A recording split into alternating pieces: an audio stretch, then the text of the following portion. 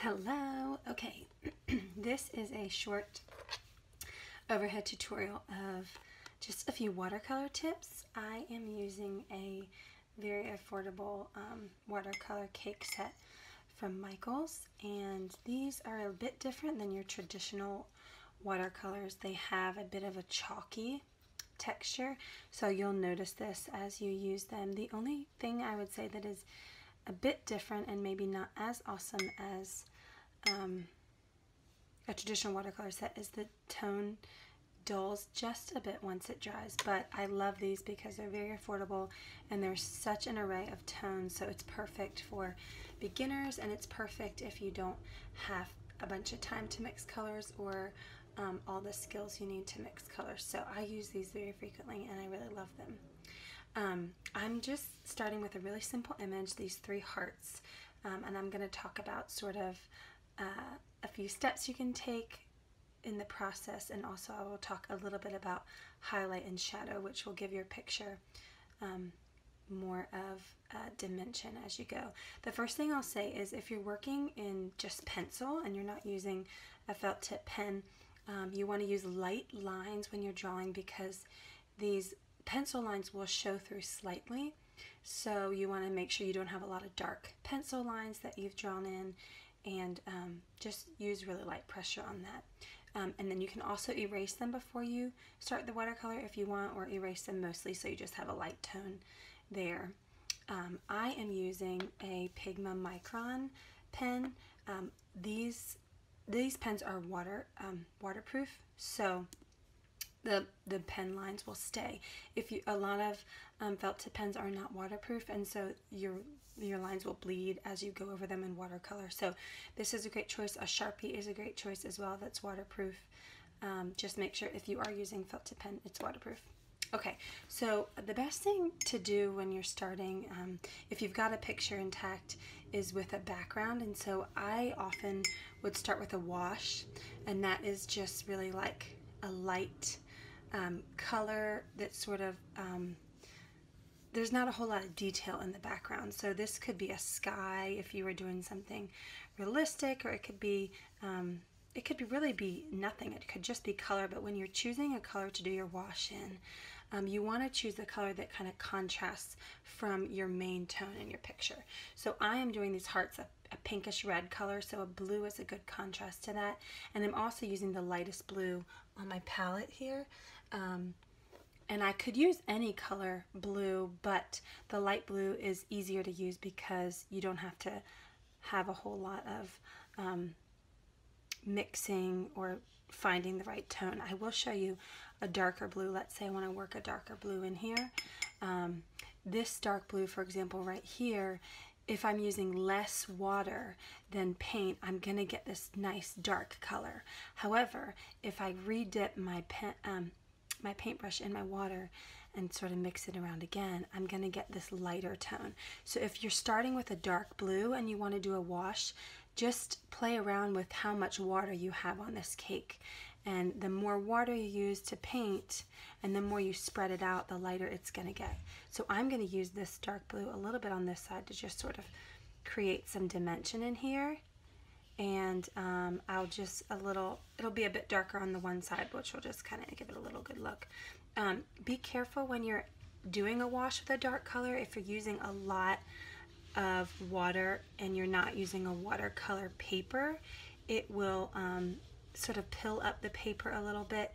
So just make sure you're not using too much. So if you're using a darker color to make your wash, you want to make sure you have the tone that you want before you go on your final paper. So have a scrap paper next to your picture where you can test what your color is going to look like. I do that all the time. I'm going to finish up this wash with this light blue here. And this is a very simple picture, so I'm just trying to show you a little bit of how to get started. Okay, so once you have your wash, no matter what it is, you can always come back once this is dry and layer on the same color again, and that will give you a darker tone. So like for example, this first line I did is probably dry by now. I'm going to come back and just do a little more blue over top of it And this layering technique is a great way to get a dark tone in watercolor without ruining the paper behind it. So it takes a bit of patience to get the tone you're wanting to get. But if I let this dry, and then we'll try again on it later, maybe with a different, slightly different color, and we'll see what we get there. So for the hearts, I'm going to go with this bright red. And the red is the same in the blue, in that as much water you use, it's going to lighten the tone. Here is the main red, the basic red that you'll get if you sort of mix, I don't know, like 50-50 water and paint. But give yourself a few minutes to practice before you get straight to your picture and really kind of get yourself a little comfortable with these. So you can see I have like a puddle of water there, and if I want to get that up, I'm going to dry my brush, take the dry brush on to that puddle, and it'll kind of like slurp it up. It will give it a little bit of a lighter tone, and I'm just going to go with that and kind of make it like a highlight. But if I wanted to come back with more red, I could always do that as well. Okay, so now I'm going to move to the middle heart, and I'm going to do this red, but I'm going to try and get a light tone on the red first, and then I'm going to do some shadow on the other side. So I'm testing over here, and I kind of like that lighter look. It's always best to start light if you're not quite sure exactly what you want your final tone to be, because you can always add more with watercolor, but you can't take away from watercolor. That's what makes watercolor a bit tricky compared to like a traditional paint, like acrylic or oil. So you'll see here that I have this blue kind of overlapped, which was not intentional, but that's one thing you want to know as well. If you're going over top of a color that's darker, really any color, it's going to show through because it has that transparent look to it. So keep that in mind as if you want really careful edges, be careful not to take this blue into your heart, because you won't ever really be able to cover it up unless you go with it and make it a bit darker. And that's what we're going to do. So I'm going to play around with this red and purple. If you do mix on the cakes like I'm doing, you can always take a wet paper towel and wipe them clean. Or you can mix on like a palette, like a piece of plate or something, but that's a bit trickier with watercolor because it's hard to see what they're going to look like. Okay, so I've mixed this sort of like darker red, which I kind of like. So in order to sort of camouflage this blue mistake, I'm going to go over it with this darker, and it's going to just be like a bit of a shadow. I wanted you to see that, you know, having a highlight on one side and a shadow on one side is a really great way to bring some dimension into your picture. And I'm sort of outlining it on this side as well, but you'll see the highlight of the heart is sort of right in this area, and it kind of makes it pop a little more than just the light, which is over here. And then over here I'm going to do just this dark color, and it's just going to give like a little faded look to it. I'm mixing that purple and red again, and I can see that this is maybe a little bit too liquidy, so I'm just going to dab it on my paper towel, not wipe it completely, but just dab it, and that's going to soak up a little bit of the extra liquid so that it's not going to puddle everywhere on my paper. I can already tell that this heart is not the color that I want, but I'm going to keep finishing it, and then I'm going to let it dry, and then I'm going to, I'll go over and add another layer. Now, if I would have just left half of it and said, oh, I'll come back when it dries and go again, that would have been okay. But this side, if I would have left just this side painted, it still would have been darker, because like I said before, when you have anything behind it, it's going to show through.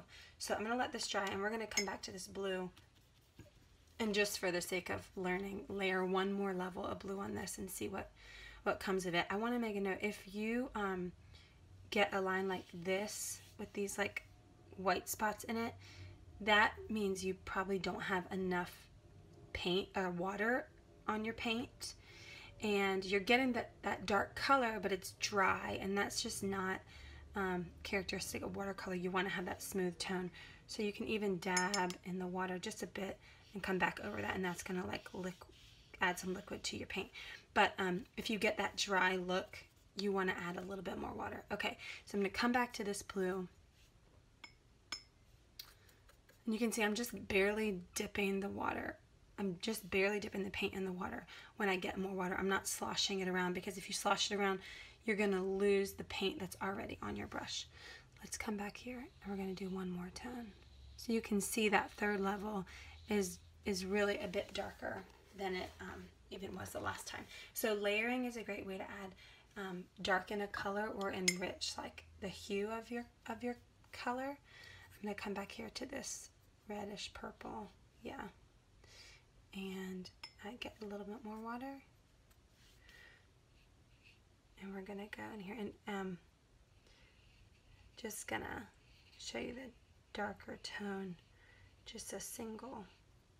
So, you know, these, I've really kind of stuck with 3 colors, and that's a good way to keep continuity in your picture. I mean, honestly, if I wanted a darker red, I could have used this for the light, and then I could have, you know, just used this main tone, and I could have darkened it with a couple other colors, but keeping, you know, this, really just these 2 colors, and then the blue wash, I darkened it with this that I had already used in the middle, as opposed to coming to a whole nother color, which isn't bad, but when you are using that same few colors within your picture, it gives it, these are all familiar tones because I've already seen them in this one, so it's familiar when you see it here, and then here this is familiar because you're already seeing it kind of in the middle. I'm going to come back and do this. I want to have a bit of this bright red more in this picture.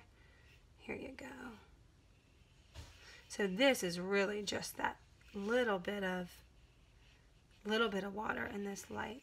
Now, I want to keep this highlight, so I'm going to be careful to get some of that red out of my brush and just come back, and I'm really brushing it into what's already dark. I'm not brushing it into what's light, because you'll lose that highlight if you do. So I've got nothing on my brush but water right now, and I'm pulling that red away from my highlight because I don't want to lose the highlight. If I would have brought that bright red all the way over and tried to come back and lighten it, it would have been harder. It's not like acrylics where you can just add white to your picture. It takes a bit more thought.